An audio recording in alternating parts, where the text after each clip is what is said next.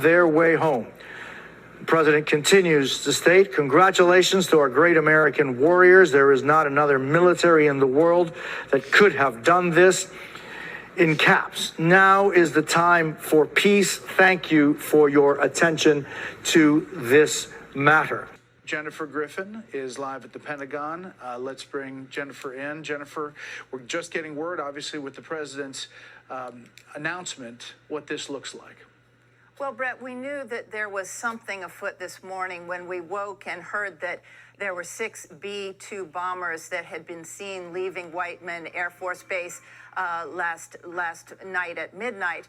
And so those planes, we were told, were heading towards Guam. Now, Guam would have been an 18-hour flight into Iran, so it is likely that it was a different set of B-2 bombers that were used to bomb the sites, the 3 sites that the president mentioned tonight on Truth Social. That is the Fordo complex, which we've been watching all week. That is the massive main, sort of what's known as the heart or the crown jewel of Iran's nuclear program. It's underneath that mountain just outside of Qom, which is 2 hours south of Tehran. That complex, we understand, has been bombed by those U.S. B-2 bombers tonight.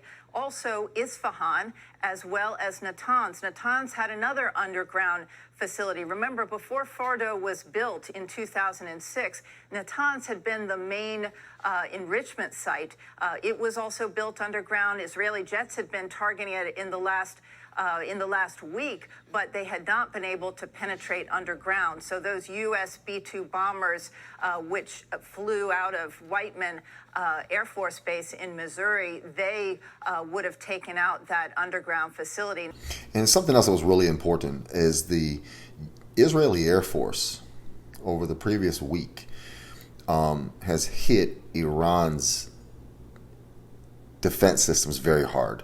Iran pretty much does not even have an Air Force, and the Air Force just that they do have, they don't even get off the ground hardly. They would just, the U.S. would pick them off like, flies. Israel would as well. But they kept these missiles on the ground. These air defense systems were really rendered useless by Israel, and it really cleared a path for the U.S. military. That was huge in getting these 125 aircraft that we found out now. There's 125 U.S. aircraft flying around Iranian airspace undetected and unknown. Okay, we're going to listen. The president is about to address the nation. Let's listen to what he has to say. Okay. Thank you very much. A short time ago, the U.S. military carried out massive precision strikes on the 3 key nuclear facilities in the Iranian regime: Fordo, Natanz, and Isfahan. Everybody heard those names for years as they built this horribly destructive enterprise. Our objective was the destruction of Iran's nuclear enrichment capacity and a stop to the nuclear threat posed by the world's #1 state sponsor of terror. Tonight, I can report to the world that the strikes were a spectacular military success. Iran's key nuclear enrichment facilities have been completely and totally obliterated. Iran, the bully of the Middle East, must now make peace. If they do not, future attacks will be far greater and a lot easier. For 40 years, Iran has been saying death to America, death to Israel. They have been killing our people, blowing off their arms, blowing off their legs with roadside bombs. That was their specialty. We lost over 1,000 people, and hundreds of thousands throughout the Middle East and around the world have died as a direct result of their hate. In particular, so many were killed by their general, Qasem Soleimani.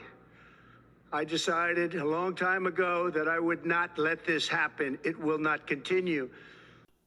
So listen, if you liked this video, if you found it informative, if you liked it, please hit that like button. Also hit that subscribe button. We've got some great segments coming up. We've got some 3-part series coming up. I think you're going to really enjoy those.